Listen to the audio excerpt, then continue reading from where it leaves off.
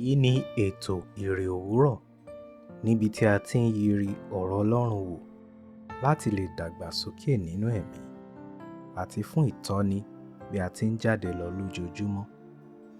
Ìwé Bíbélì Àjùmọ tí a tẹ̀ jáde láti ọwọ́ àjọ ìwé mímọ́ Scripture Union Nigeria ni à ń lò. Bíbélì kíkà wa ní òwúrọ̀ yìí ni a ó rí nínú ìwé Jòhánù orí 15 ẹsẹ̀ 9 títí dé 17. Ó kà báyìí: Gẹ́gẹ́ bí Baba ti fẹ́ mi, bẹ́ẹ̀ ni èmi sì fẹ́ yín.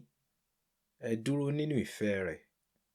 Bí ẹ̀yin bá pa òfin mi mọ́, ẹ ó dúró nínú ìfẹ́ mi, gẹ́gẹ́ bí èmi ti pa òfin Baba mi mọ́, tí mo sì dúró nínú ìfẹ́ rẹ̀.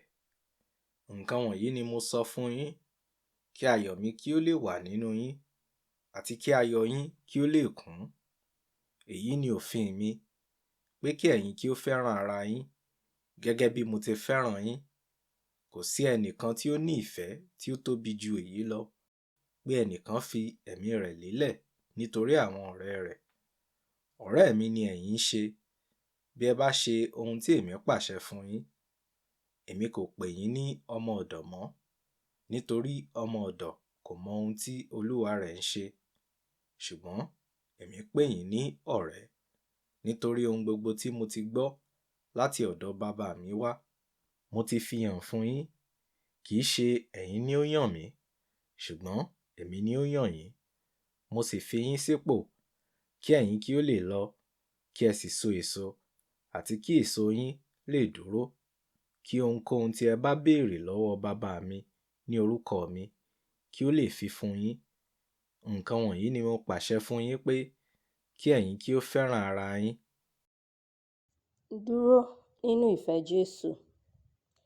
Nínú àyọkà wa ti òní, Jésù pa á láṣẹ pé kí a máa gbé nínú ìfẹ́ òun, nítorí àwọn ohun rere tí ó rọ̀ mọ́ gbígbé nínú ìfẹ́ Jésù, gẹ́gẹ́ bí jíjẹ àǹfààní ìfẹ́ Ọlọ́run tí kò lẹ́gbẹ́. Ẹsẹ̀ 9.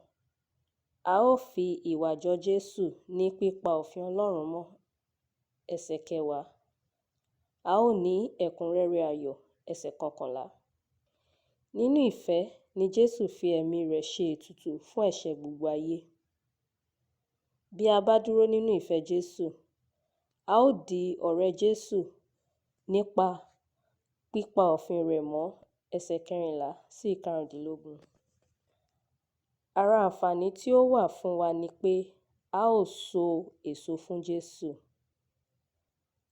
Àwọn àmì èso ẹ̀mí tí ó wà ní Gálátíà orí 5 ẹsẹ̀ 22 sí 23 yóò farahàn nínú ìwà àti ìṣe wa.